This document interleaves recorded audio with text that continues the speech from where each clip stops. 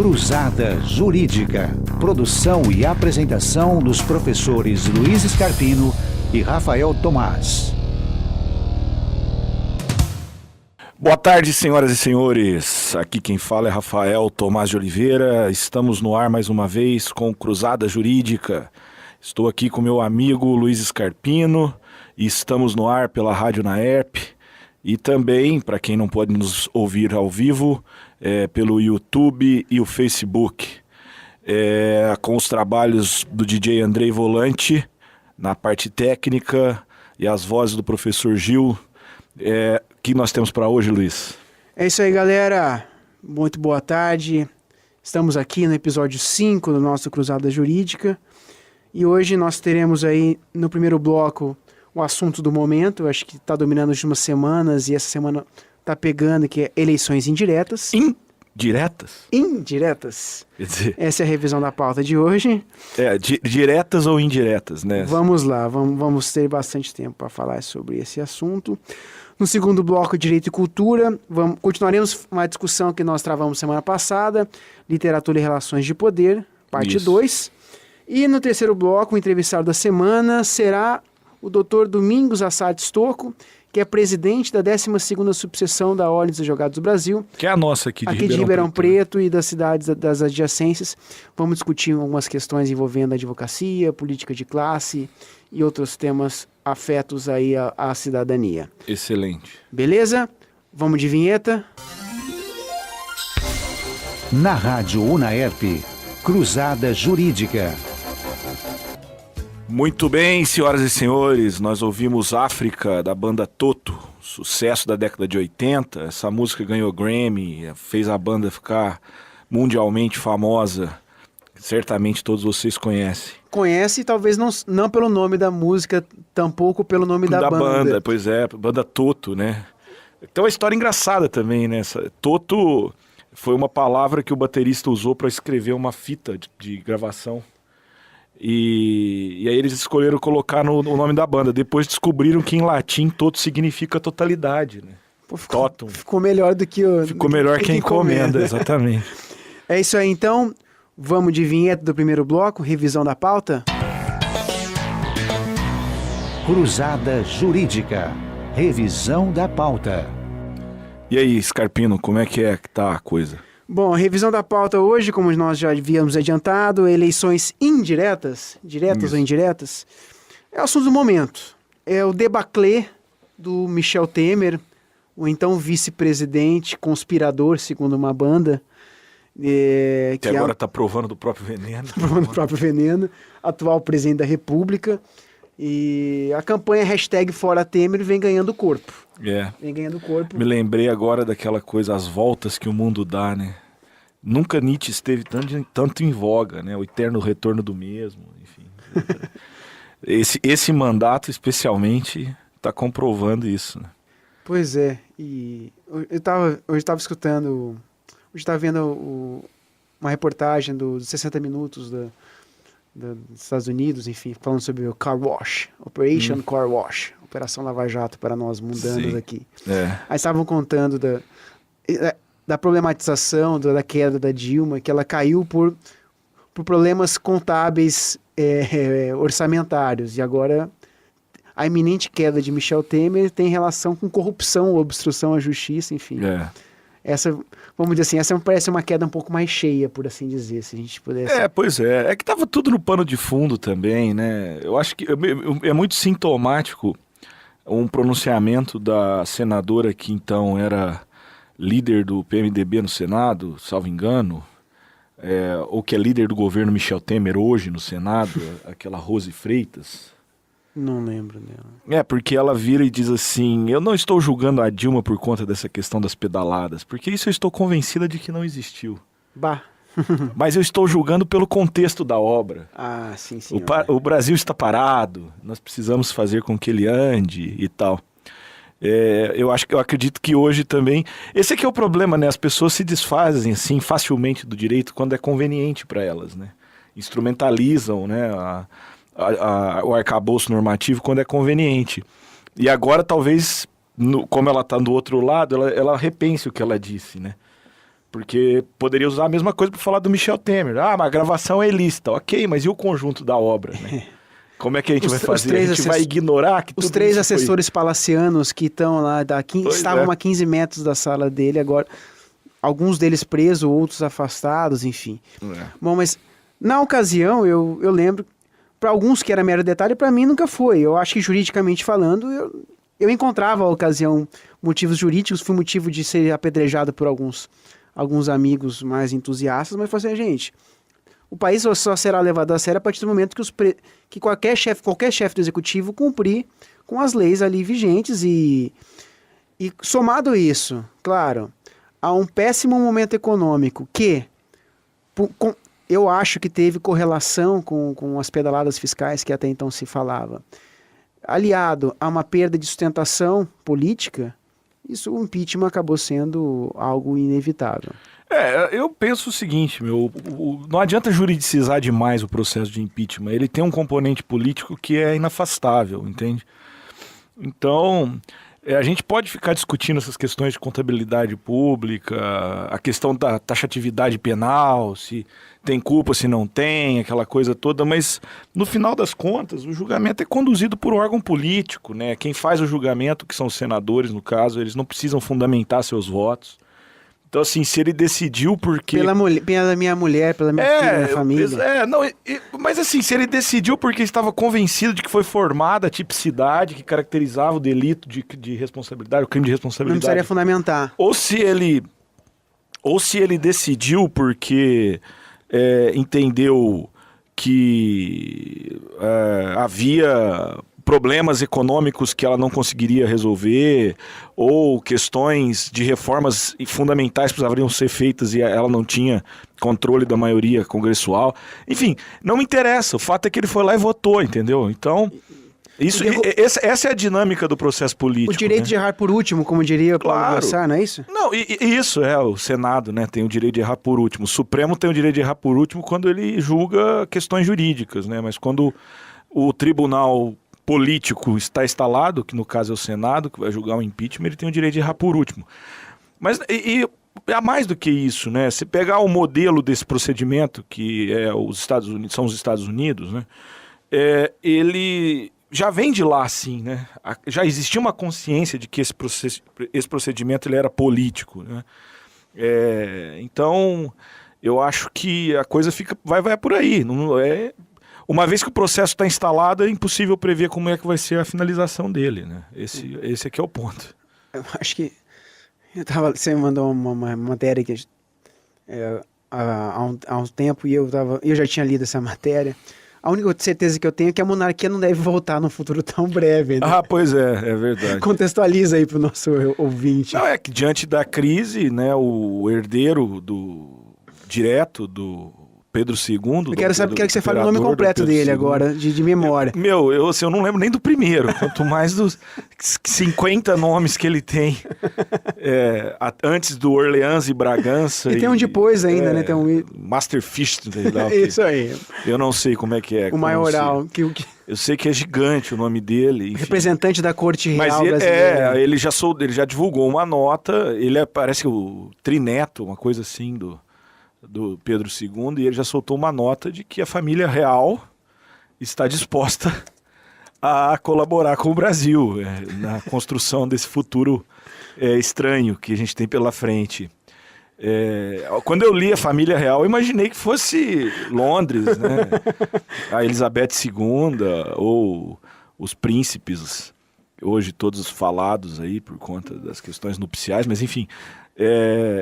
Mas não, era o Orleans e Bragança. Que ainda aparentemente pela nota, ele ainda se considera o herdeiro do trono. Ele é trineto, né?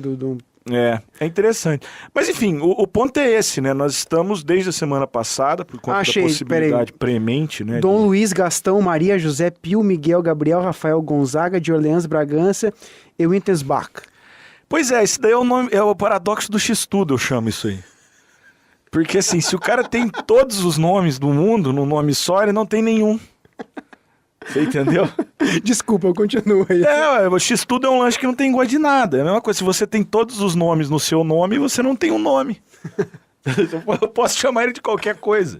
Se eu quiser chamar ele de Miguel, por exemplo, eu posso. Não tem Miguel no nome dele. Tem. Tem Miguel Pio aqui. Miguel ali, ó. Eu posso chamar de Pio também, se eu quiser. Dom Luiz, Gastão, Maria, José, Pio. Ah, Miguel, verdade. Gabriel, Gonzaga, Gonzaguinha. Bom, desculpa, tô te cortando aí. Não, foi só um by the way. Então, não, eu estava falando, aí eu cortei porque eu tinha que falar o nome dele, que eu achei... Não, eu só tava colocando assim, né, o pano de fundo aí da nossa discussão, que é a questão que desde que a delação do fim do mundo 2, né, a missão foi divulgada, né, não se sabe exatamente em que condições, pelo Lauro Jardim, né, que é o blogueiro lá do Globo, já começou-se o burburinho em torno da questão de como seria a sucessão do agora do agora presidente, então vice-presidente da República, Michel Temer, né? E aí o grande problema é esse: vamos fazer as eleições diretas para poder dar uma legitimidade popular, né, para a questão, ou vamos aplicar a Constituição, que nesse momento apanha de todos os lados, porque aparentemente escolheu a pior opção possível, né? Que diz que a eleição tem que ser indireta, via Congresso Nacional, nos casos em que a vacância do cargo, que significa o vazio, né, deixado tanto pelo presidente quanto pelo vice, sem ninguém então para sucedê-lo na forma da Constituição,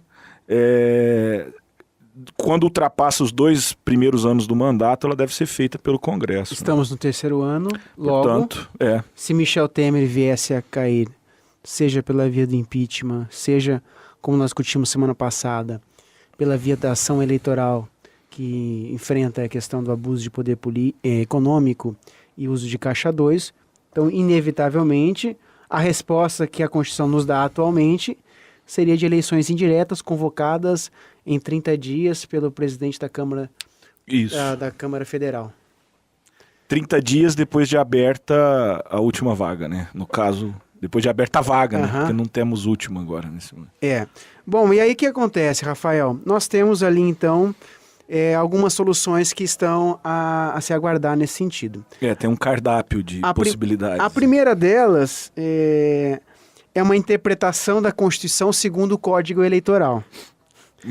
E aí, porque é o seguinte, nós tivemos uma alteração em 2015 dizendo que nas hipóteses em que houver a anulação das eleições por conta de abuso, poder político, enfim, qualquer outro motivo, independentemente do interregno transcorrido, nós teríamos as eleições diretas para todos os casos. Entretanto... me parece que a única observação é que tem que ocorrer 6 meses antes, né, do fim do mandato. Eu acho que tem só esse condicionante. Mas aí ele fala... Então, haveria ainda um remanescente de eleição indireta se a vacância do cargo ocorrer a menos de 6 meses do final do mandato. Até porque não haveria tempo hábil de se organizar uma eleição. Porque tem esse outro problema que às vezes as pessoas fazem uma confusão danada, né?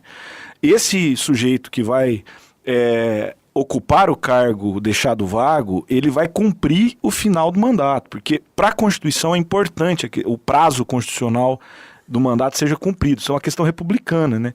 Você tem que haver uma fixação clara e nítida de qual é o período que uma pessoa vai poder ocupar aquele lugar de poder e, portanto, ele tem que ser fielmente cumprido. Os 4 anos precisam ser fielmente cumpridos. Então, como a gente não tem mais ninguém para fazer isso, tem que colocar um no lugar para chegar até o fim dos 4 anos. Então, é óbvio que no final dos 4 anos nós teremos eleições diretas para o novo presidente, né? Então, nesse caso em específico de 6 meses antes, né, o sujeito seria eleito para ficar um semestre. Quer dizer, você não tem tempo hábil para organizar uma eleição. Não dá. Ainda que seja municipal. Ainda que seja uma eleição apenas no âmbito municipal. Só o chamamento demoraria 2, 3 meses. Enfim. Pois é. Bom, e aí, Rafael, você como um professor de direito constitucional, o que me diz... Nós conversamos um pouquinho na semana passada, não era o nosso tema principal da conversa. Fizemos aquilo que em direito nós chamamos de obter dictum, que é uma discussão paralela sobre isso. Mas eu gostaria que você falasse para os nossos ouvintes o seguinte: é possível hoje com base na interpretação do Código Eleitoral, nós dizermos que há possibilidade de eleições diretas para ocupar a vaga que Michel Temer está prestes a perder? A minha resposta pessoal é não, né? Inclusive eu já escrevi sobre isso, está no Conjur, disponível no Conjur, www.conjur.com.br. É só ir lá procurar na coluna Diário de Classe o artigo que tem o título sugestivo "Por que não levamos a Constituição a sério?". Já entendi. Basicamente isso. Então, assim, ficou muito bom o artigo, inclusive. A minha posição, que foi expressa ali, que é a que eu continuo mantendo, evidentemente, né? Até porque eu não sou uma metamorfose ambulante, como alguém gosta de dizer por aí, a minha posição é que o Código Eleitoral ele não pode regulamentar o cargo de presidente da República, né? A eleição para o cargo de presidente da República. Por que não o Código Eleitoral? Porque isso é uma matéria privativa do direito constitucional. Porque a Constituição já prevê especialmente. Já prevê, mas assim, tem uma certa vertente que diz assim, não, mas a Constituição estabelece as regras gerais. As regras específicas poderiam ser feitas pela lei eleitoral. Mas, na verdade, isso não acontece, porque o cargo de presidente da República é uma matéria tipicamente constitucional, é o elemento essencial da Constituição. A Constituição organiza a estrutura dos 3 poderes. E o presidente da República é a peça-chave do Executivo. Logo, a eleição para o cargo de presidente da República é uma matéria constitucional e ponto. Você entendeu? Mas tem uma corrente aí que, na minha visão, bastante atabalhoado do ponto de vista hermenêutico e de sustentação, dizendo que as eleições diretas seriam aquelas que potencializariam a vontade do povo, logo a vontade do povo preponderando sobre qualquer outro tipo de dúvida ou hermenêutica passível de... O que eles sustentam é o seguinte, que a Constituição ela foi contraditória com ela mesma. Tem uma espécie de autocontradição constitucional. Porque há uma previsão de uma cláusula pétrea, que é a eleição direta, né? O que não podia ser diferente também. Há o princípio da soberania popular como um pilar da nosso Estado Democrático de Direito, da República. Tem o parágrafo único do artigo 1º, que diz que todo poder emana do povo, em seu nome é exercido, aquela coisa toda. E aí, portanto, a previsão da eleição direta do artigo 81, que é o polêmico artigo aqui discutido, seria uma contradição com relação a esses outros princípios, de modo que a melhor interpretação a se dar para o caso seria aquela que foi o objeto de regulação em 2015 com a reforma eleitoral, né? Que estabeleceu esse novo prazo aí. E nós temos para a eleição indireta, né, que seria apenas 6 meses antes do encerramento do mandato. Agora, eu discordo completamente, porque se a gente entender que existem normas constitucionais e inconstitucionais, ou seja, que a Constituição pode ser considerada contraditória com ela mesma, então a gente não tem mais rigidez constitucional, a gente não tem mais Constituição rígida. Mas as normas... Toda vez que tiver uma norma constitucional que não me agrada, eu vou dizer que ela é contraditória com algum princípio abstrato da Constituição e que, portanto, não deve ser cumprida. Mas quando a gente fala em normas constitucionais e inconstitucionais, seria uma questão de emendas constitucionais? Ou não? Não, tem uma tese que nasceu na Alemanha e morreu por lá também, que dizia que as normas originárias poderiam ser contraditórias entre si. Mas é porque a Alemanha tem uma história muito peculiar com relação ao direito constitucional, né? Até hoje eles não têm uma Constituição, eles não chamam de Constituição a lei deles. Eles chamam de lei fundamental. Sim. Porque a matéria bruta que está ali foi objeto de regulação a partir do governo aliado. Eu sei que é meio pesado, mas a verdade é que aquele texto é um texto outorgado pelo governo aliado, né? E assim, tinha setores do povo alemão que não concordavam com o fato de terem que aceitar uma norma que era heterônoma, né? Uhum. Então, assim... E aí, por isso, havia essa tese, mas o Tribunal Constitucional rechaçou, isso nunca chegou a ser efetivamente aplicado por lá, morreu. Tá. Só que aqui no Brasil tem gente que gosta de ressuscitar, eles ressuscitam constantemente, toda vez. O que convém para... Aí não é direito mais, aí é política, porque você instrumentaliza a interpretação. né? Aí eu fiz uma brincadeira lá no artigo, né? Você transforma aquilo que o Conrad Hess chamava de vontade de constituição em vontade de poder. E isso é muito perigoso, no meu humilde entendimento. Para mim, um país sério tem que respeitar a institucionalidade. E o marco da institucionalidade é a Constituição, né? E nós temos concordo contigo, eu adiro a sua tese, porque não dá pra gente ser oportunista principalmente com essa questão. Não, num momento como esse, não. Principalmente com uma questão tão lógica, que se nós temos uma disposição tão específica na Constituição Federal e a outra do Código Eleitoral, não tem como a gente fazer uma preponderando na outra. Mas não é uma questão talvez tão ilógica. Se fosse tão lógica assim, Rafael, não justificaria talvez ter uma ação direta de inconstitucionalidade movida por um partido político, o PSD, questionando a mini-reforma eleitoral, para dizer que nessas hipóteses do artigo 224, ou seja, de cassação de eleições diretas, isso não deveria se aplicar para... não aborda o cargo de presidente da República, apenas de prefeito, e fala sobre a questão das eleições indiretas somente nos últimos 6 anos, nos últimos 6 meses do mandato. Então, isso que está no Código Eleitoral está sendo questionado está no Supremo, parece que o Barroso é o relator. O relator já liberou para... na verdade tem 2 ações, né? A mais recente é da Procuradoria-Geral da República. E o Procurador-Geral já opinou favorável, dizendo que não se aplica a disposição do Código Eleitoral, haja vista que nós temos uma disposição específica. Só que, então, que hoje em dia, por conta da sistemática do nosso controle de constitucionalidade, embora seja complicado explicar isso aqui no programa de rádio, mas o fato é que esse tipo de medida... Eu não sei, por exemplo, se o procurador está fazendo isso porque realmente acredita na Constituição e defende ela em todos os níveis, né, como é o meu caso, por exemplo, ou se ele faz para abrir o flanco para outro vir falar uma coisinha que ele não pode, tá entendendo? Por exemplo?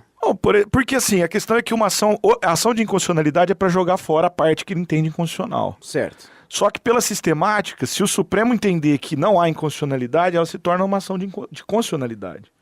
Entendeu? Então, assim, você tem uma ambivalência. Sim. E aí já tem um grupo de juristas que está preparando um manifesto. Aliás, eu acredito que inclusive um deles já fez o parecer para anexar a ação, nesse sentido de asseverar essa interpretação esotérica, né?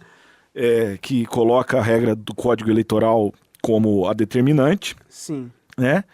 E poderia convencer alguns ministros assim, tidos como mais progressistas, como é o caso do próprio Barroso, ou do ministro Barroso, a votar nesse sentido, né?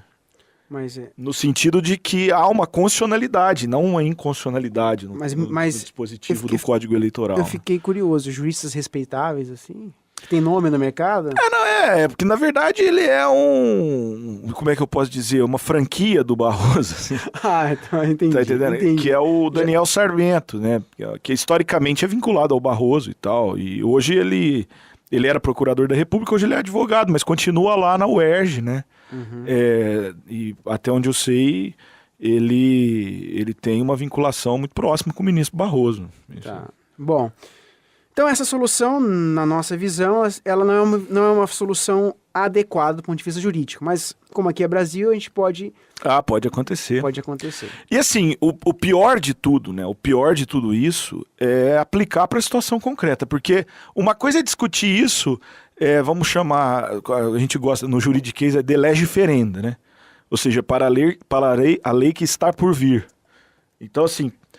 para próximas situações em que a gente se encontrar com essa peculiaridade, nós poderíamos pensar num outro critério, que não esse que a Constituição estabelece. Agora, me parece que todas essas propostas, inclusive a do próprio Sarmento, né, no que tange a interpretação que ele quer conferir ao dispositivo do Código Eleitoral, nessa ADI, me parece que pretende solucionar o problema concreto. Aí é complicado. Me parece que eles pretendem fazer isso para já tentar pegar o barco andando e aplicar para a situação Temer aqui. Terrível. Isso eu acho que é o... Oportunismo.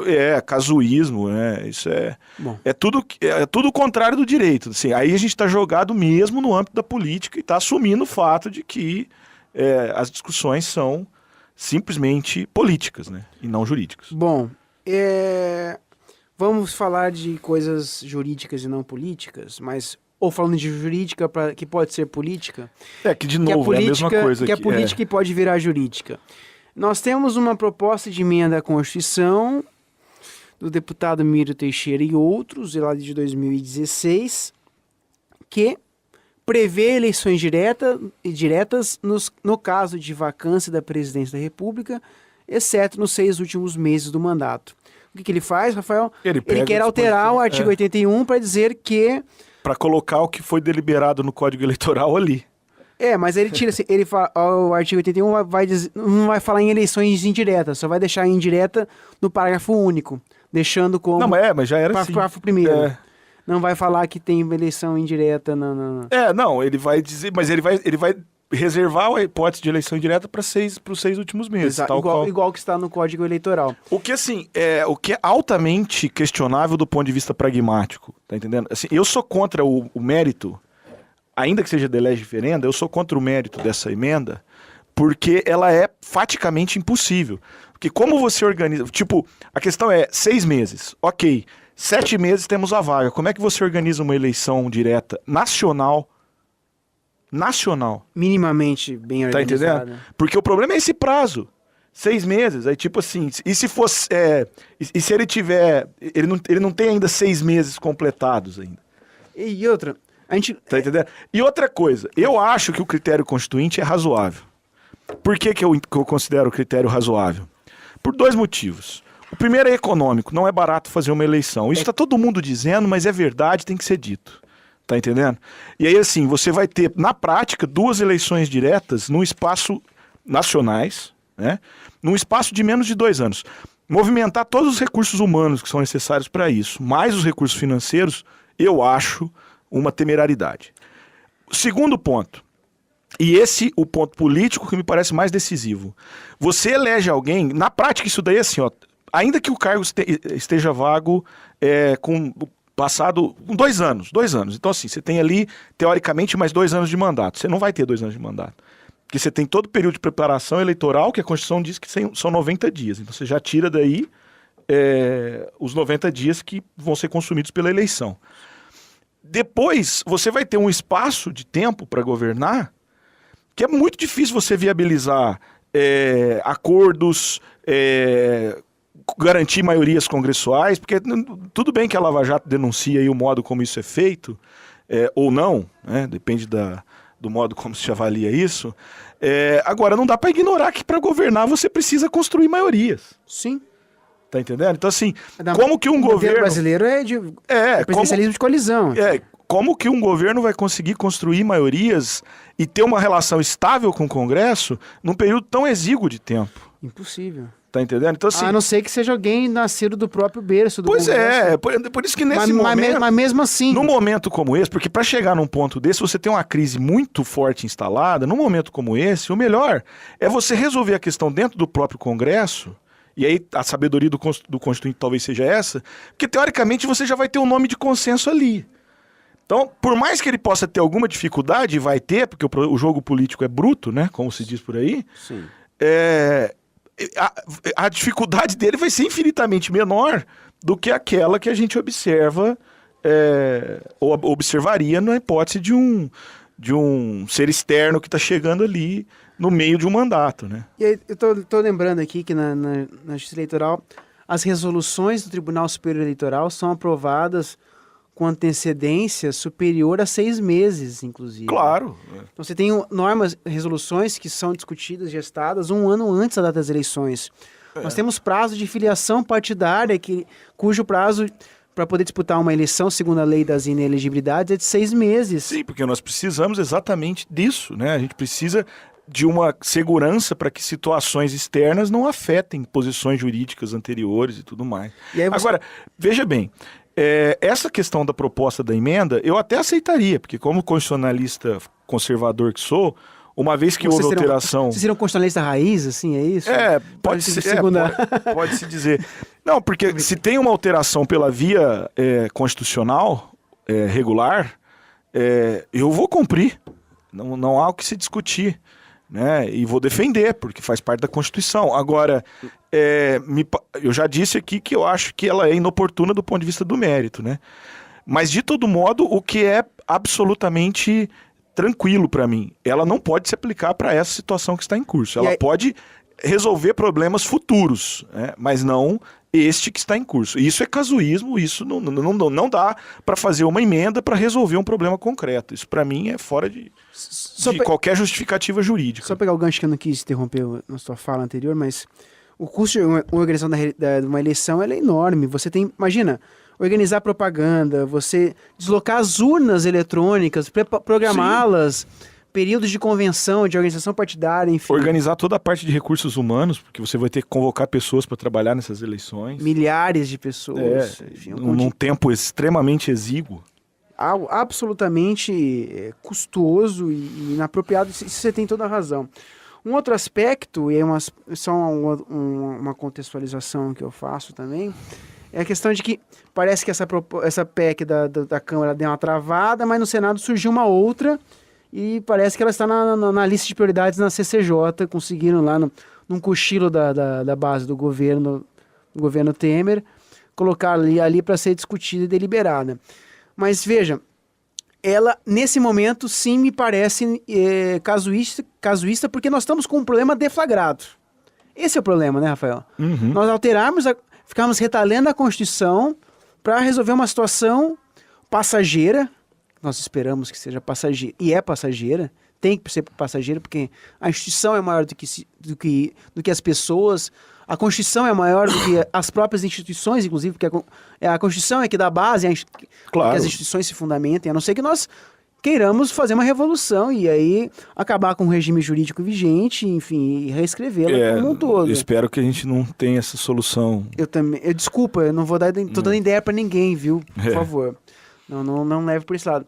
E aí você tem um aspecto de que ela, além de casuísta, ela beira a própria, vamos dizer assim, no ponto de vista não de eficácia, ela vale essa emenda constitucional, mas a questão da vigência para ela poder ter validade, ela poderia esbarrar no artigo 16 da própria Constituição Federal, Rafael. Pois é. Que fala que a lei que alterar o processo eleitoral entrará em vigor na data de sua publicação, não se aplicando a eleição que ocorra até 1 ano da data de sua vigência. Provável que alguém... Eu não vi ninguém falando sobre essa questão do artigo 16 da Constituição Federal. Sim, além do aspecto casuísta que na Mas você imagina, se eles passam por cima do critério para a eleição presidencial e para outras tantas coisas, toda vez que é conveniente, você acha que eles não vão passar por cima do 16? Olha, mesmo no caso da lei da ficha limpa, que nossos ouvintes devem saber que eu escrevi um livro sobre isso, Moralidade Eleitoral e Juristocracia, uma análise crítica da lei da ficha limpa. Mesmo lá, nós precisamos passar apenas o Supremo Tribunal Federal, sendo que o TSE e todas as instâncias inferiores haviam dito que a lei da ficha limpa, que ela foi instituída há menos de 1 ano das eleições, não se aplicaria para a eleição vindoura. E veio o Supremo e falou assim, olha, o artigo 16 não pode aplicar. Ainda que essa lei seja uma lei maravilhosa, seja bela, usar da moralidade do Brasil... Tem que seguir a anterioridade eleitoral. Né? E aí veio o Supremo e falou assim, olha, foi por maioria, não foi uma coisa muito simples, não. Foi uma maioria não tão elástica. Disse que o artigo 16 preponderaria e, nesse sentido, a lei do ficha limpa não teria vigência imediata, se não estiver enganado, nas eleições de 2010. Então, num país que tem uma Constituição rígida e suprema... Ainda bem, né? E aí, então, eu acho que nós poderíamos casar a ideia de que essa proposta de emenda constitucional, que embora possa ser oportuna para uma parte das pessoas, enfim, que no mérito eu acho e que pode ser discutida, de lege ferenda, como eu disse, ou seja, para aquilo que a gente ainda vai viver, agora, como o elixir, sem problema nenhum. Agora, como o elixir da crise já instalada, me parece ser algo... querendo resolver, assim... ad hoc, o nosso problema, ad hoc, ou seja, para o ato em específico, não é possível aceitar. Dentro da institucionalidade constitucional, me parece impossível. E, principalmente agora, é óbvio, né? Esse pessoal aí do direito esotérico, eles vão justificar isso na mutação constitucional, né? Inclusive, teve um sujeito que fez um artigo no Conjur, não cito o meu texto, evidentemente, aliás, eu até agradeço por não ter citado, e diz lá, alguns doutos do direito defendem a tese, que é a minha, no caso. Mas se esquecem que tem a mutação constitucional e que o direito constitucional é uma história viva. Claro, porque eu sou um imbecil, eu nunca li Paul Laban, eu nunca li Conrad Hesse, que também fala em mutação. A única questão é a seguinte, né? A gente tem que lembrar que quem defende teses mudancistas desse tipo, da interpretação constitucional, mutação, essas coisas todas, geralmente são pessoas que estão vinculadas a regimes autoritários e antidemocráticos, né? Porque aí para quem ocupa o espaço de poder é muito inconveniente encontrar óbices constitucionais quando Você pode pretende fazer fazer. Então, assim, é muito conveniente você dizer que uma mutação constitucional aconteceu e que um caso específico, né, de quem ocupa o poder está ali para poder mostrar e revelar para os outros todos como é belo o novo sentido que a Constituição estabelece, né? Enfim. Bom, eu acho que é isso. Vamos encerrar por enquanto essa discussão. Vamos dar um parênteses nela, porque eu acho que talvez ela volte na pauta. Claro. É isso aí, então. Vamos de música. Programa Cruzada Jurídica. Na Rádio Unaerp, Cruzada Jurídica. Cruzada Jurídica. Beleza. Você tinha escutado anteriormente a Stay in These Roads, anos 80. Roots. Nós estamos... Esse programa nosso é pegado dos anos 80, né? Anos 80 raiz nesse caso. Agora a moda é raiz e Nutella, né? Que seria anos 80? Eu não entendo muito que seria anos 80 a criteriologia desse negócio. O que seria anos 80 Nutella? Sei lá, assim, raiz é isso aí, Toto, Bon Jovi. Nutella é Cyndi Lauper, sei lá... W. A W é 90, né? Mas tem um espírito anos 80. Assim. A década de 80 ela tem uma certa temporalidade. Assim. O W tá vindo pra Ribeirão Preto todo mês agora. Eles estão vindo na Porcada 77, é isso, Andrei? Eles estão vindo essa semana, não sei onde estão indo? Ele mora em Campos do Jordão. É verdade? E ele tá vindo aqui pra Ribeirão fazer um show no lugar. Eu tô escutando no rádio, tá vindo numa casa de shows assim, no negócio. Mas se você tá sabendo é alguma coisa, porque eu nem sabia. Não, eu escuto rádio, né? Você é um cara raiz que só escuta. Eu escuto a rádio na ERP. Isso sim, aí sim. Eu escuto rádios porcaria às vezes, porque eu gosto de estar bem informado. Bom, vamos lá. Relações de literatura em relações com o poder.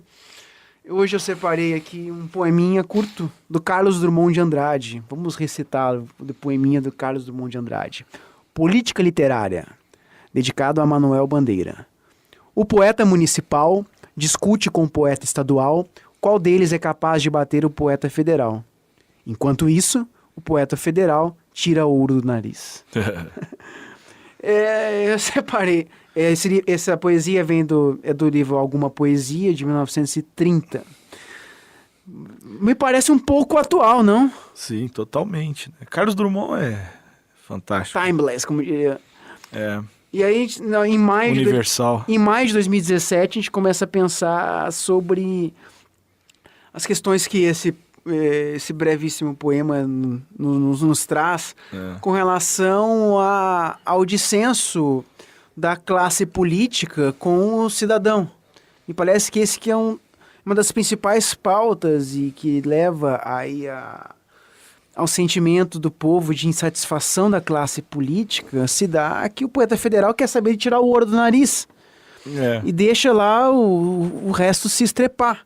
Até mesmo os outros poetinhas menores, o poeta municipal, que é o vereador, o poeta estadual, o deputado estadual, ou aqueles que estão numa esfera de baixo, enfim, vão pensar em prefeito, vão pensar em governador, enfim. Essa questão representativa é uma coisa sempre na moda, né? Eu me lembro que quando eu comecei a fazer pós-graduação,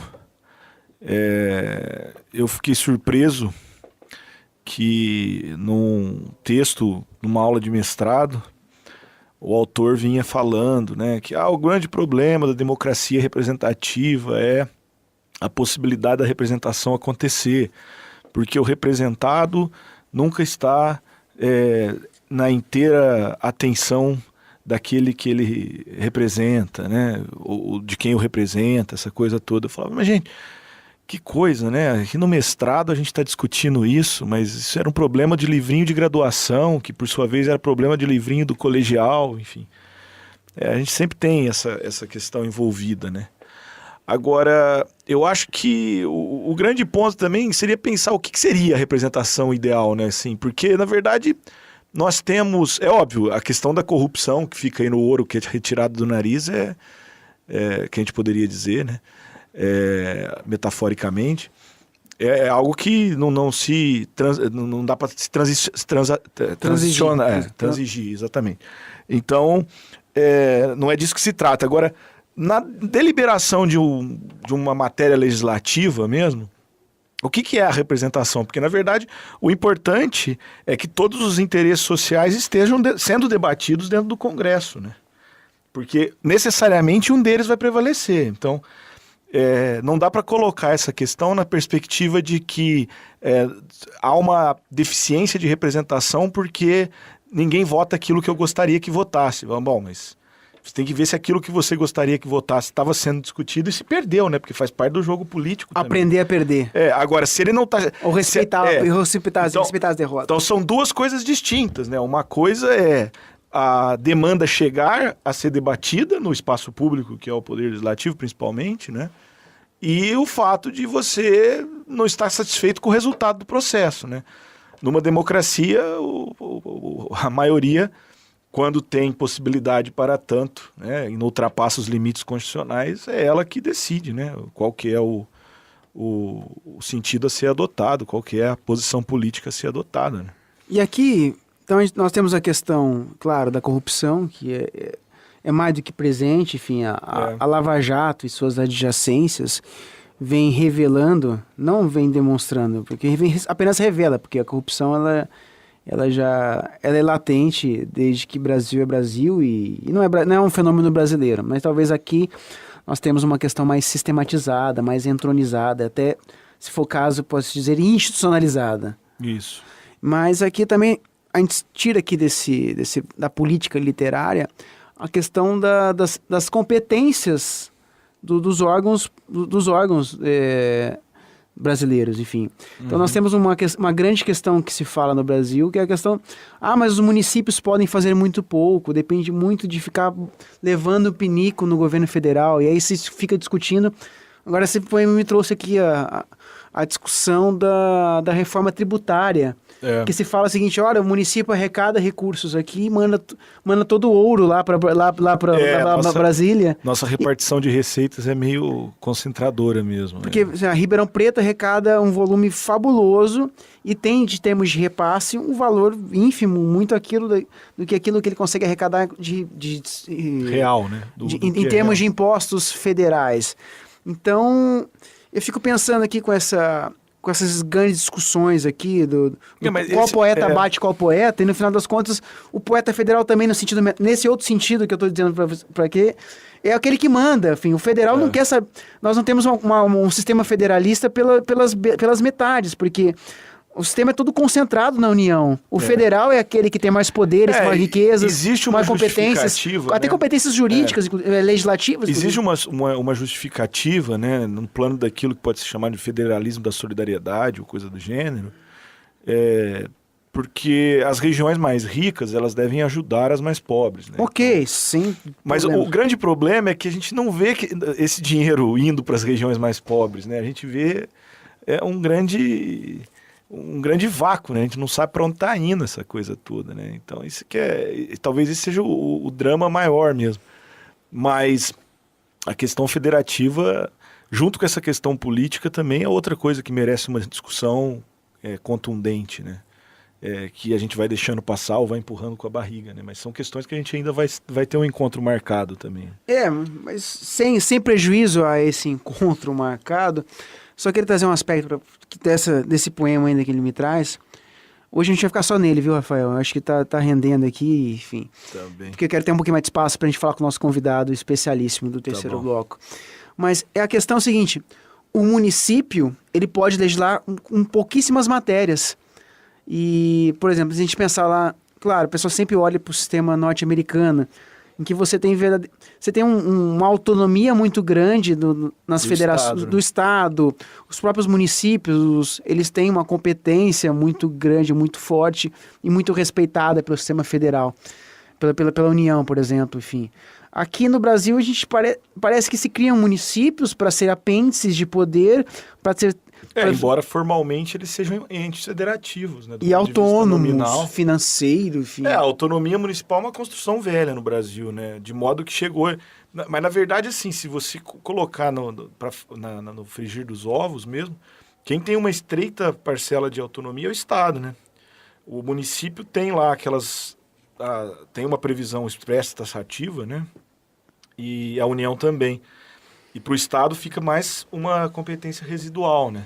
Em termos de propostas legislativas. Mas realmente o município fica apertadinho também, embora haja toda essa questão da autonomia municipal e tal. Mas é aquela coisa também, né, você pega a jurisprudência do Supremo, eles usam essa ideia da autonomia municipal para algumas coisas meio bizarras, assim, né? Tipo, uma situação que a gente estudou recentemente sobre a questão da possibilidade de reeleição de cargos da mesa diretora do Legislativo, por exemplo. É uma questão absolutamente paroquial, né? Que tem previsão na Constituição Federal, tem previsão na Constituição Estadual, mas aí o Supremo diz assim, não, mas o município pode deliberar porque ele é autônomo. E Ribeirão Preto teve que fazer uma emenda à lei orgânica para poder ficar igual à Constituição, porque já se aplicou aqui uma interpretação... De que podia se reeleger quantas vezes quisesse. Indefinidamente. Pois é. E assim, tinha jurisprudência do Supremo chancelando isso de algum modo. Com base nessa ideia. Bom, o município é autônomo. Se ferra, né? Mas é meio um contrassenso, né? Ele é autônomo para fazer isso, que no fundo isso só serve para cristalizar, né, um grupo ou uma pessoa num lugar de poder. Agora, outras questões mais, assim, mais decisivas, né, de política econômica municipal, questões tributárias, etc., você fica com aquela coisinha apertada mesmo. E aí é o seguinte, quem que vai bater o poeta federal é aquele que tem o comando das grandes estatais, Petrobras, Eletrobras. Isso aí. Será que o poeta municipal, que ele fica discutindo com o poeta estadual, o municipal discute com o poeta estadual, será que algum deles poderia chegar aos pés de bater o poeta federal? Pois é, né? Eu acho que... Qual que é a sua opinião sobre isso? Quem bate quem? Ou o poeta federal vai sempre tirar o ouro do nariz no Brasil? A minha opinião é que, aparentemente, eles se acertam e cada um tira um pouquinho do ouro. Um leva um bronze e o outro leva um pedacinho de prata e deixa o ouro pro poeta federal. Exatamente. A impressão que dá com as exceções de praxe, né? Só. Pois é, mas nosso clima político incita a nossa plena desconfiança. Esperamos que o ouro fique mais escasso, o ouro não saia do nariz do nosso Esperamos que o ouro não seja de ninguém, né? Esperamos que o ouro seja da velha viúva, chamada res pública. E seja distribuído e não saia do nariz de alguém, por assim dizer. É uma questão até sintomática, né? Porque o poeta federal indica o presidente da estatal para tirar ouro para ele, né? Exato. Literalmente falando, enfim. Mas aí foi um amigo. Foi um amigo, né? Gente, é isso aí. Então, Rafael, mais uma observação sobre isso? Vamos deixar... Não, nada. Então, semana que vem, vamos separar mais algum outro tema interessante da direito... Talvez a gente volte pro pop, né? Só para um registro, né? Recomeçou a terceira temporada, que para Netflix Brasil é a primeira, né? Não é a terceira temporada da série Twin Peaks. David Lynch. Mas faz quantos? 30 anos? Não? 20 anos? Foi em 90, né? 90, 91. 20. Foi a série que mudou a forma de fazer TV, né? Então, assim, para o pessoal mais novo, né? Não existiria Lost... Prison Break, essas sériezinhas que são coqueluches, se não fosse As Nutellas, Twin Peaks. Que é a raiz. Não fosse Twin Peaks. Twin Peaks está na base de tudo, né? E recomeçou, eu evidentemente já vi os 2 episódios, é fantástico, é sensacional, absolutamente sensacional. Não tem palavras. David Lynch é o cara. E aí vai estrear também, vai voltar House of Cards, quinta temporada. Dia 30, exatamente. É isso aí, galera. Vamos então de break? Na Rádio Unaerp, Cruzada Jurídica. É isso aí, galera. Voltamos, terceiro bloco. O que foi, Rafael, que rolou aí? Toto, I Can't Stand It Any Longer. A primeira música era mais conhecida, aquela do primeiro bloco, era a África, que a galera conhecia. Essa daqui talvez Claro, não era tão mais... Não. É, porque nós também queremos aumentar o aspecto cultural do nosso ouvinte. Portanto, a gente coloca algumas músicas desconhecidas para que possam ser apetecidamente verificadas. É isso aí, é isso aí. Vamos lá, vamos de vinheta. O Cruzada Jurídica recebe o convidado da semana. Beleza, então estamos aqui hoje com o advogado Domingos Assad Stocco, meu amigo, presidente da Ordem dos Advogados do Brasil, da 12ª Subseção de Ribeirão Preto, Cravinhos.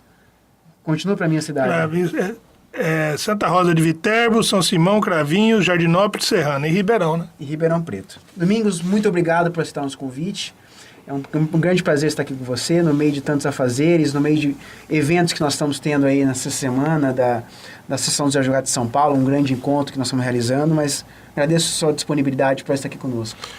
Para mim é uma honra muito grande, uma satisfação voltar aqui na UNAERP, né? Eu estava pensando, vindo para cá, eu dei aula aqui, eu fiquei pensando o ano, talvez 1990, 1991, estava cursando pós-graduação em processo civil em São Paulo, na PUC, e eu fui convidado para dar aula aqui. Eu dei aula para o 4º e 5º ano, se eu não me engano, dei aula um ano e meio, quase 2 anos. Para mim é uma satisfação muito grande estar aqui outra vez, na UNAERP, revendo amigos. E vamos conversar, né? Vamos conversar de advocacia, vamos conversar de OAB. Vamos lá. Conversar. Domingos, você está indo você está no 4º ano, indo para o quinto ano, nós estamos, né? Na verdade, nós estamos na segunda gestão de OAB. Isso, de OAB. Na OAB nós estamos na segunda gestão, fizemos a primeira 3 anos e agora estamos indo para o 2º ano da segunda gestão. Para o 5º ano de gestão ainda. É isso. E qual a perspectiva, qual o balanço que você faz em sendo um presidente de ordem, os desafios da advocacia e das pessoas que lidam com a advocacia, por exemplo, a população, os clientes, o judiciário? Como que você acha que houve a evolução nesses últimos tempos aí da classe, da OAB, e, enfim, de maneira geral? Eu penso que está sendo uma experiência muito rica o exercício do cargo de presidente da 12ª Subseção. São quase, talvez tenhamos passado já um pouco de 7 mil advogados e advogadas. Para mim está sendo uma experiência muito rica, em vários sentidos. Primeiro, importante nesse relacionamento intenso com a advocacia, nesse trabalho pesado que envolve quase 400 colegas que se dedicam às causas da advocacia na gestão da OAB. Agora, tem uma coisa que tem me chamado a atenção, e já há algum tempo, a importância da presença da OAB, o quanto a sociedade civil ela valoriza a Ordem dos Advogados do Brasil. Parece que a sociedade civil, nos momentos mais difíceis, fica esperando uma manifestação da Ordem dos Advogados do Brasil. Essa é uma sensação muito boa e, na verdade, uma sensação de muita responsabilidade. É dessa forma que eu encaro. É uma absurda responsabilidade, uma enorme responsabilidade que nós, todos gestores de ordem, temos como representante da OAB. Tanto aqui na 12ª Subseção, porque a sociedade ela não enxerga uma OAB separada. Quando se fala OAB, ela enxerga uma OAB só, é uma coisa só. É Conselho Federal, Seccional e Subseções. Então, para mim, é uma satisfação muito grande. Apenas uma descentralização administrativa, né? Na verdade, é isso, né? É uma descentralização administrativa, mas a OAB é uma só. Né? A OAB, a sociedade civil, enxerga a OAB uma só. Foi feita uma pesquisa em 2014, eu costumo mencionar isso. O Datafolha fez uma pesquisa e a OAB foi lembrada como a entidade mais respeitada e lembrada do Brasil. Né? Então, isso para nós é um motivo de muita responsabilidade. Mas eu confesso que eu tenho muito orgulho em defender a bandeira da advocacia, eu tenho muito orgulho em defender as bandeiras da OAB. Já aproveitando, né? Então pegando carona, a 12ª Subseção formalmente fez alguma manifestação com relação ao pedido de impeachment ou a discussão em torno do pedido de impeachment do Conselho Federal? Nós soltamos... do Michel Temer, né? Não da Dilma, porque da Dilma já chegamos... eu ia falar justamente isso. O atual. Né? Eu ia falar justamente isso. Eu ia falar justamente isso. Da Dilma teve uma posição, né? O Conselho Federal, o Conselho Seccional e a subseção, nós nos manifestamos, inclusive textualmente, a respeito desde que obedecido o princípio legal, direito de defesa, nós nos manifestamos a favor, solicitando o impeachment, né? Da senhora Presidente da República. E agora, no mesmo sentido, essa semana, no fim da semana, foi uma semana muito tensa. O Conselho Seccional da OAB em São Paulo votou pelo impeachment. Pela abertura do processo. Pela abertura do processo de impeachment contra o senhor Presidente da República. Levou essa posição para o Conselho Federal, e o Conselho Federal, de 27 votos, 25 foram favoráveis à abertura do impeachment do presidente Michel Temer. E um detalhe nessa posição, que a principal força dessa manifestação a favor do impeachment não decorreu da gravação. A OAB entendeu, de tudo que foi colhido, a OAB entendeu que, pelo menos em tese, será conferido, como já disse, direito de defesa do senhor Presidente da República. A OAB entendeu que, pelo menos em tese, há crime de responsabilidade a ser objeto de impeachment. Não em relação apenas àquela gravação, mas sim todo o contexto político envolvendo as suas participações. Sim. Esse foi o posicionamento do Conselho Federal, da seccional de São Paulo, e nós soltamos uma nota mais ou menos nesse sentido. Voltando aqui para o universo local, a OAB 12ª teve um papel muito interessante, inclusive porque instalou aqui uma das primeiras comissões da verdade. E eu queria que você explicasse para o nosso ouvinte o que foi essa Comissão da Verdade, qual é a sua importância e qual a conclusão e como que o trabalho foi conduzido nesse sentido, e o que você poderia enriquecer para a gente, essa experiência. A informação que eu tenho que foi a Comissão da Verdade, nós somos os pioneiros no interior de todo o Estado. Apesar de não sermos a maior subseção, somos a terceira maior do Estado, nós somos pioneiros na Comissão da Verdade. Nós somos procurados pelo Dr. Belisário, coincidentemente veio entrevista na Folha dele hoje, falando a respeito do impeachment do presidente. Quarta-feira. Não foi hoje? Quarta-feira. Eu li uma reportagem muito grande a respeito do professor Belisário. Ele me procurou, com toda a humildade que lhe é característica, me procurou solicitando a minha ideia de que eu acharia de instalar a Comissão da Verdade aqui em Ribeirão Preto. E essa Comissão da Verdade foi importante, a finalidade da Comissão da Verdade. Na verdade, a Comissão da Verdade buscou apurar, e uma coisa muito interessante, parece-me que apurou, o exercício da advocacia durante aquela época dura. Da ditadura? Da ditadura, aquela época dura, né? E, nesse sentido, foi feito um trabalho aqui em Ribeirão por mais de um ano. A comissão, na verdade, foi capitaneada pelo Dr. Félix Sabino, teve a participação do jornalista Zaidan, do jornalista Saulo Gomes e dos advogados Eduardo Martins e Anderson Poverel. Fizeram um trabalho excepcional, inclusive objeto de uma coletânea, e nós encaminhamos, isso está inclusive registrado em São Paulo.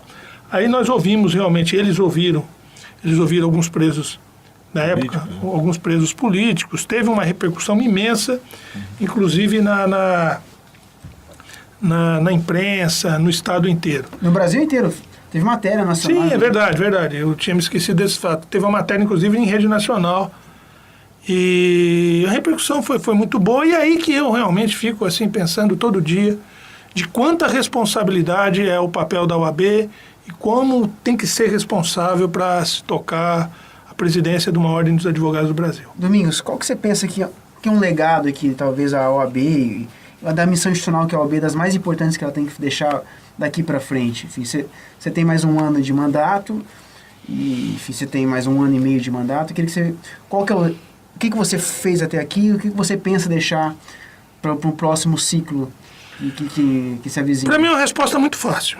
Para mim é uma resposta muito simples. E eu não vejo de forma diferente. Para mim, a resposta, o legado que eu penso que gestor de ordem tem que deixar dois legados. Primeiro legado, trabalho. Sem trabalho, não tem mágica. Aliás, não tem mágica na OAB, não tem mágica no seu escritório, não tem mágica na sua empresa. Então, o recado que eu dou, trabalho. E nós trabalhamos muito. Não estou falando de mim. Estou falando, como disse, num grupo imenso que trabalhou muito durante essa gestão, e a gestão anterior está trabalhando demais. Isenção. Isenção. Esse é um legado importante também. Por quê? Porque se você não tiver isenção e absoluta tranquilidade nos enfrentamentos que você tem, isso às vezes pode colocar em xeque a sua posição, às vezes uma posição com enfrentamentos políticos. Tivemos aqui em Ribeirão Preto, todo mundo lembra, ação de improbidade contra a prefeita Darcy Vera. Ela mesma me questionou na rádio, na televisão, me abordou querendo saber, e nós tínhamos que ter muita tranquilidade para dizer que o ato relativo ao IPM dava para caracterizar ato de improbidade.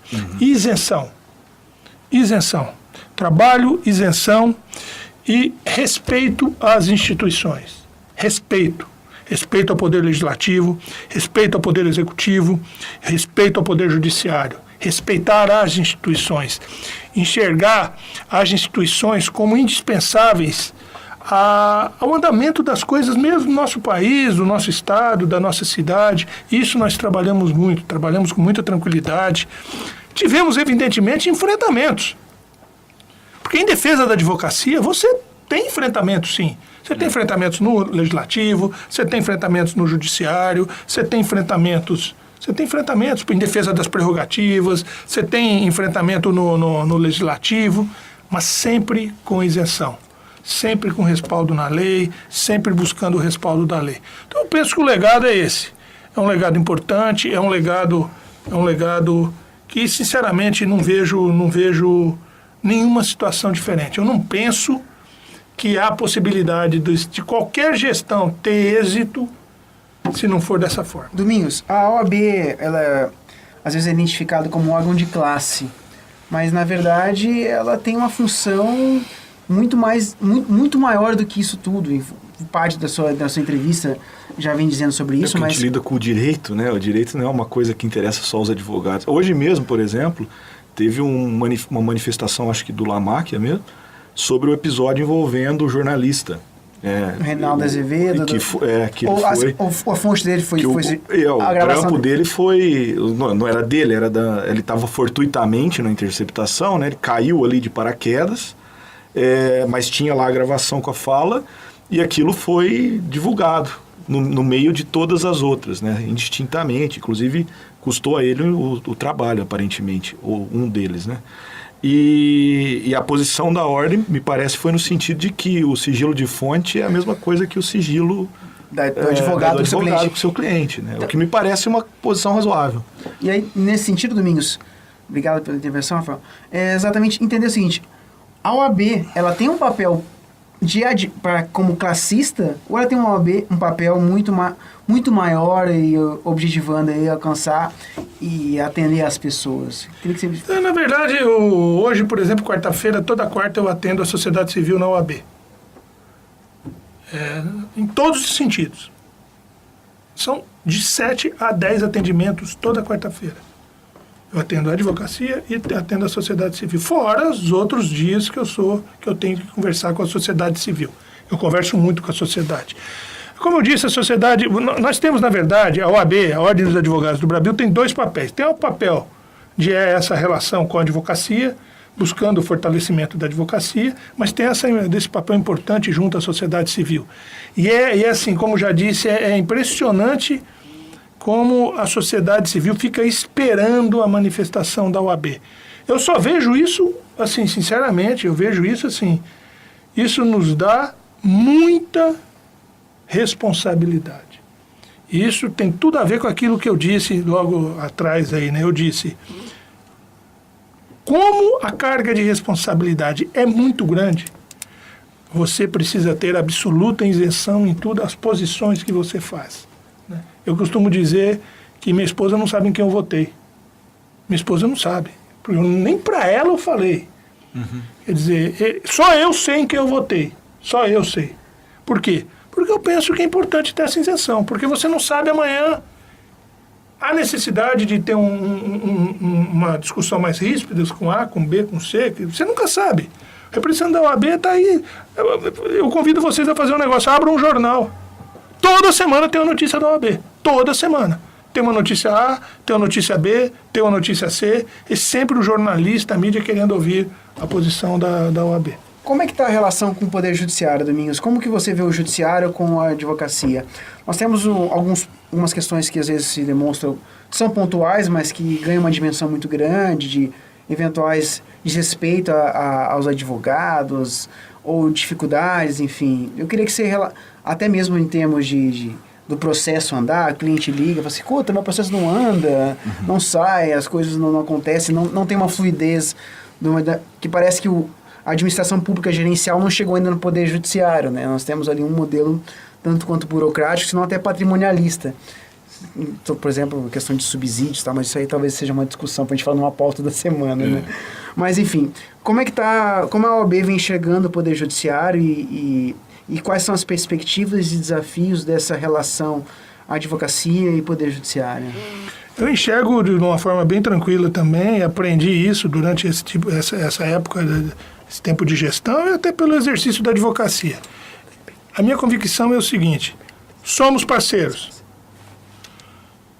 Tem que se falar nessa parceria, tem que se trabalhar nessa parceria. Por quê? Porque a advocacia, o judiciário e toda a comunidade jurídica, na verdade, o que nós queremos? Nós queremos uma proteção ao cidadão, à cidadã, nós queremos uma proteção à sociedade civil como um todo. Nós temos que trabalhar juntos. É o tempo inteiro nós temos que trabalhar juntos. Eu digo isso nas reuniões que eu tenho no Tribunal de Justiça, nas reuniões que eu tenho aqui em Ribeirão Preto com os representantes do Poder Judiciário. Nós temos que trabalhar juntos. Aqui em Ribeirão Preto, há uma proximidade com os juízes que administram os fóruns. Há sim uma proximidade e nós, na verdade, trabalhamos aqui para resolver problemas comuns. Os problemas pontuais existem, não vamos fingir que não existe. Existe sim. Nós temos problemas pontuais com um magistrado, com outro magistrado, com um representante do Ministério Público, com um defensor, enfim, sempre tem. Nós somos 7.000 aqui, como disse, é um relacionamento intenso e às vezes um relacionamento de embate. Então problemas pontuais evidentemente acontecem. Quando acontece o problema pontual e quando há enfrentamento a alguma prerrogativa de advocacia, aí nós atuamos de forma isenta, como eu disse. Se você não tem isenção, você não consegue fazer nada. Com isenção fica tudo mais simples e muito mais fácil. Mas volto a insistir. Nós temos que enxergar que nós estamos no mesmo barco. Defensoria, Ministério Público, Serventuário da Justiça, promotor e advocacia. Nós estamos juntos. Nós não estamos separados. Nós estamos juntos. Funcionou o judiciário, funciona a advocacia e o maior beneficiado disso tudo é quem paga a prestação do serviço público, que é o cidadão, a cidadã, a sociedade como um todo. Domingos, para a gente encerrar a entrevista aí, queria que você deixasse uma mensagem aí sobre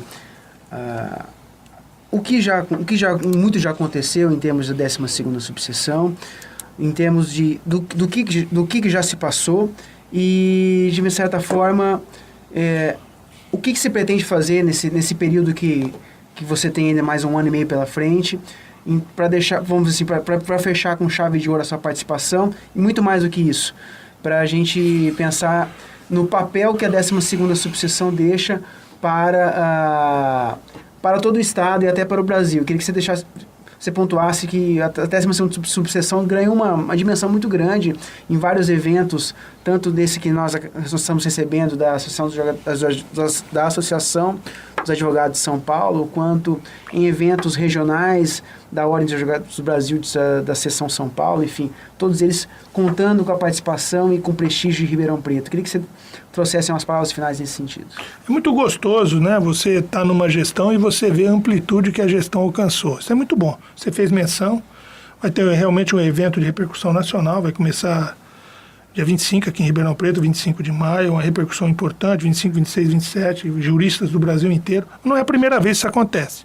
No início de 2016, fizemos a fundação aqui de uma associação de processualistas civil, vieram 60 professores do Brasil inteiro e a sede da UAB serviu para fazer esse excepcional evento. A do doutor Eduardo, né? Eduardo. Como é que chama ela, Rafael? Fonseca. Eduardo Mas como é Fonseca. que chama a associação? ABDPRO. ABDPRO. Foi um evento espetacular, um evento magnífico. Não foi a primeira vez que isso acontece. Fizemos vários eventos regionais, vamos ter também a questão de prerrogativa, o evento estadual aqui. Enfim, eu só fico pensando que não há muito segredo, né? Nesse sucesso de gestão, nessa importância que a 12ª subseção acabou tomando aí no Estado e, por que não, no Brasil. Vamos fazer um evento aqui, dia 8 de julho, um evento do Campeonato Brasileiro de Judô, só para advogados, vai ser aqui na 12ª. Então eu não vejo que tenha muito segredo, é dedicação ao trabalho, né? Imaginar que nós temos uma causa importante, que a defesa das causas da advocacia, da sociedade civil, como representantes de ordem. Mas no meu recado eu fiquei pensando aqui, o professor Scarpino e o professor Rafael, fiquei pensando que recado, né? Eu estando tão preocupado ultimamente com as coisas que vem acontecendo, já vem evoluindo alguma coisa, e fico ouvindo solução milagrosa para cá, milagrosa para lá, se defendendo o interesse de um lado, do outro. Eu só fico pensando, e hoje eu li, eu não sei se numa revista ou num jornal, a mensagem que eu penso, que nesses momentos de dificuldades que nós estamos passando no Brasil, eu penso que não podemos abandonar a Constituição Federal. E eu fiquei pensando que algumas vezes esse fato vem ocorrendo, e isso eu fico muito preocupado. E isso que me deixa sem dormir, né? Nós somos jovens, nós temos aí vida pela frente. Agora, esse atentado contra a Constituição Federal, esse ativismo judicial reiterado, isso me deixa numa preocupação imensa. Eu fico particularmente muito, muito preocupado. Agora comecei a ouvir histórias aí de projetos mirabolantes, no caso de vacância da presidência da República. Nós temos uma Constituição Federal, porque se você começar a deixar de lado o que está previsto na Constituição Federal, nós perdemos o rumo. A Constituição é nosso rumo, a Constituição é nossa direção. Não tem milagre, não tem milagre. Estamos passando uma situação difícil? Nós vamos passar a situação difícil, mas nós temos que ter um norte. Não consigo imaginar nenhuma saída que não seja o respeito integral à nossa Constituição. Eu não consigo ver isso. De tanto que eu ouço, já ouvi professor falar de um jeito, falar de outro, defender tese A, B, C. Eu defendo só uma tese. Nós temos uma Constituição Federal e ela tem que ser respeitada. É a coisa que eu penso o dia inteiro. Eu penso isso o dia inteiro, é uma coisa que me causa assim, extrema preocupação. Então eu vou pedir, assim, na verdade é uma mensagem final, que a gente lembre sempre disso. Que a sociedade não esqueça que, independente do envolvimento numa situação A, B ou C, se você tem a preferência por um partido A ou B, ou por um político A ou B, nós temos uma Constituição da República.